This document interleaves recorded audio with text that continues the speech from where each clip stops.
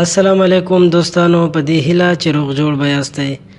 دوستانو که تاسو زموږ چینل تر اوسه نوي سبسکرایب کړئ نو همدا اوس یې سبسکرایب کړئ تر څو له نورو معلوماتي ویډیوګانو څخه ګټه ترلاسه کړئ.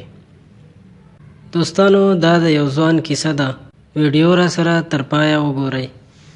یو ځوان چې د ځوانۍ په جوش کې و او د معشوقې خېټه یې غټه شوه، خو دا د ده لپاره کومه نوې خبر نه وه، ځکه چې کله به هم داسې څه وشول نو د دواخانې نه به یې ورته د ضرورت دوایي راواخیسته او معشوقې ته به یې ورسوله. یو څو الټۍ به یې وکړې او بس مسله به حل شوه. نو دا د هغه لپاره کومه د پریشانۍ خبره نه وه. یوه ورځ ډېر په موج مستۍ کې خپل کور ته راننوتو. مور یې ورته وویل زویه د خور طبیعت دې ډېر خراب دی، شفاخانې ته یې ورسوه چې په وخت یې علاج وشي. زوی یې پوښتنه وکړه څه پرې شوي دي. مور یې د لور خوا ته وکتل او وی ویل چې معلومه نه ده چې څه شوي دي، خو سهار راسي الټۍ کوي. دوستانو د دې قصې مقصد دا دی چې څه کرئ هغه به ریبئ.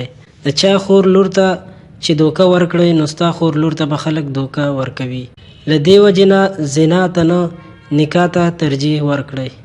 له همدغسې نورو ګټورو ویډیوګانو لپاره زموږ چینل ضرور سبسکرایب کړئ او دا ویډیو لایک کړئ. مننه.